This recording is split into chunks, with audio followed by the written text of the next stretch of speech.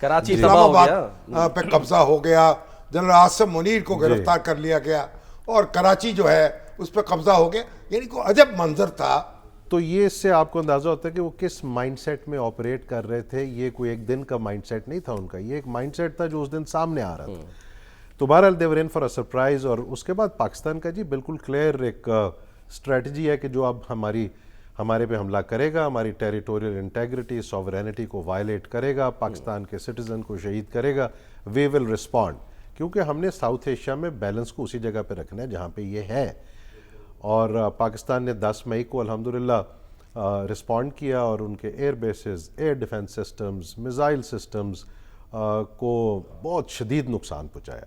इसके बाद हुआ क्या, बड़ा सिंपल था। यानी एक मफलूज होकर रह गया जी। उनका पूरा नज्म जो था। It was a strategic shock था उनके लिए। ये वो एक्सपेक्ट नहीं कर रहे थे कि पाकिस्तान के पास ये वाली कैपेबिलिटीज़ हैं और पाकिस्तान ये कुछ कर सकता है।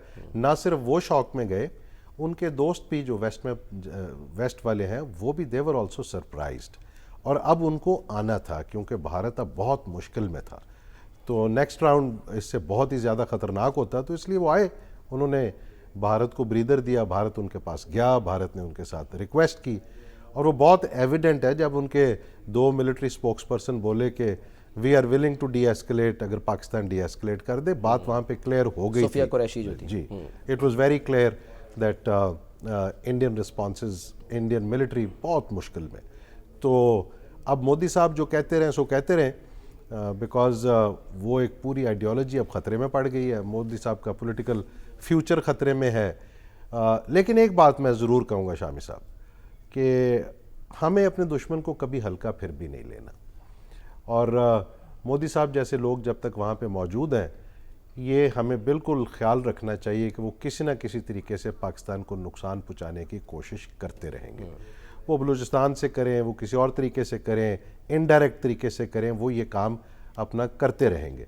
क्योंकि ये वाला जो माइंडसेट है ये रीजनल पीस नहीं चाहता, ये रीजनल हेजमनी चाहता है। अब वो हेजमनी में पड़ गया बहुत बड़ा डेंट। अभी वो हजीमत के पीरियड से गुजर रहे हैं। अब इसके लॉन्ग टर्म इम्पैक्ट्स क्या है? लॉन्ग टर्म इम्पैक्ट पहला तो ये है कि जी जो वेस्ट में इंडिया ने over prolong period of time, देखिए इंडिया की स्ट्रेंथ ज़रूर है, बड़ा है, बिजनेस हो सकता है, सारा कुछ हो सकता है, सबसे बड़ी जमहूरियत है जी, इतनी बड़ी आबादी है। जमहूरियत तो खैर थोड़ा सा मुश्किल काम है। मैं तो इसको जैसे मैं समझता हूँ कि ये एथनो रिलीजियस मेजॉरिटेरियन स्टेट में कन्वर्ट हो गई है। ये सेकुलर इंक्लूसिव डेमोक्रेटिक स्टेट नहीं है, अब नहीं है ये। तो एनीवेज अब वो दुनिया पे जो उसका एक इम्प्रेशन था कि ये चाइना के लिए हमारा एलाई बन सकता है और ये चाइना को कंटेन कर सकता है, मेरा ख्याल अब वाशिंगटन इस पे दोबारा ज़रूर सोचेगा और सीरियसली सोचेगा कि इंडिया की ये कैपेबिलिटी है भी है या नहीं है। एक और मैं बात कहता हूँ जो बहुत सारे पाकिस्तान में शायद लोग नहीं कहते, इंडिया की स्ट्रेटेजिक थिंकिंग के अंदर चाइना के साथ लड़ना नहीं है। चाइना के साथ उन्हें लड़ाई नहीं करनी, चाइना के साथ उन्होंने कंटेनमेंट की लड़ाई नहीं करनी। एक्चुअली वो वेस्ट को, मेरे ख्याल में ये बहुत बुरी बात है मैं कहने लगूँ, लेकिन वेस्ट को वो बेवकूफ़ बनाते रहे और लड़ाई उन्होंने पाकिस्तान से ही करनी थी और एक रीजनल हेजमन तक ही उन्होंने जाना था, चाइना के साथ उन्हें लड़ाई नहीं करनी थी। तो बहरहाल वो अभी वेस्ट को भी पता चल गया कि ये तो पाकिस्तान से नहीं लड़ सकते, तो चाइना तो बहुत दूर की बात है। तो ये एक बहुत बड़ा क्रेडिबिलिटी लॉस है। दूसरा, ये जो इम्प्यूनिटी के साथ उन्होंने एक्ट किया, सारी दुनिया ने इनको कहा कि भाई ये स्टेट टू स्टेट रिलेशनशिप में इस तरह नहीं होता, आपको कोई एविडेंस देना है, कोई इंक्वायरी करनी है, कोई बात करनी है, उन्होंने आपको ऑफर की है। तो they went head with impunity, जो कि बहुत एरोगेंस थी और उन्हें दुनिया को भी उस वक्त खातर में नहीं लाए। तो उससे इनकी अपनी पॉलिटिकल डिप्लोमेटिक साख भी बहुत नीचे गई है और मिलिट्री स्टेचर भी इनका नीचे गया है एज अ स्टेट। फिर एक इंटेलेक्चुअलिज्म का भी एक फसाड था कि जिनका मीडिया बड़ा इंटेलेक्चुअल है और बड़ी वो बातचीत करते थे, they are absolutely exposed as a very very non serious, जैसे कोई बॉलीवुड का मीडिया है उस तरह की ये कोई इन्होंने चीज़ें की हैं और क्रेडिबिलिटी का बहुत बड़ा लॉस हो गया। मगर वो दोबारा अगर वार करना चाहें तो इसके लिए तो बड़ा उनको अरसा लगेगा ना। यानी को ऐसा नहीं है कि कल उठ के दोबारा कपड़े झाड़ के खड़े हो जाएं। नहीं, बिल्कुल ऐसा नहीं जी कि वो कल इस तरह कर लें। और दूसरा, मैं पाकिस्तान के लोगों को ये भी बताना चाहता हूँ, इस तरह की बहुत सारी चीज़ें सोशल मीडिया पे चल रही होती हैं कि जी वो 10 दिन के बाद दोबारा हमला कर देंगे। If they want to do it, most welcome.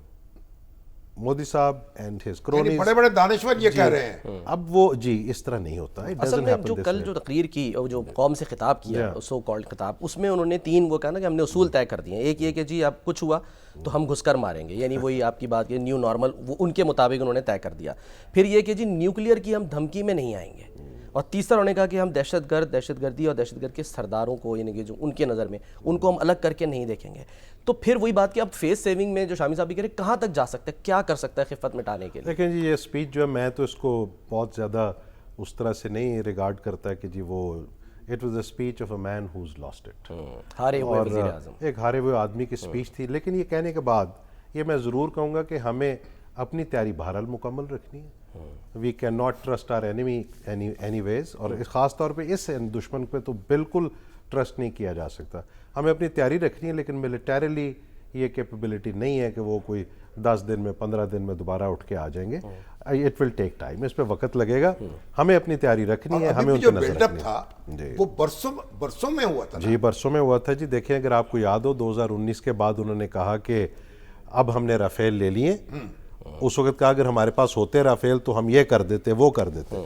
तो फिर राफेल उन्होंने ले लिए, 4-5 साल लग गए इस काम में, अपनी कैपेबिलिटी बनाने में।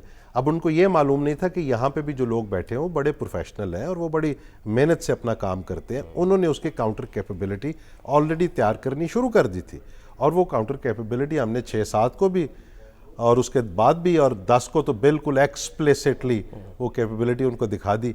एक चीज़ मैं शामी साहब आपके इस शो के हवाले से लोगों को बताना चाहता हूँ, पाकिस्तान ने अभी अपनी अल्हम्दुलिल्लाह सिर्फ 20-25% कैपेबिलिटी दिखाई। अच्छा, एक्चुअल कैपेबिलिटी इससे अल्हम्दुलिल्लाह बहुत ज़्यादा मजीद सरप्राइजेज हैं अभी। है। जी हाँ।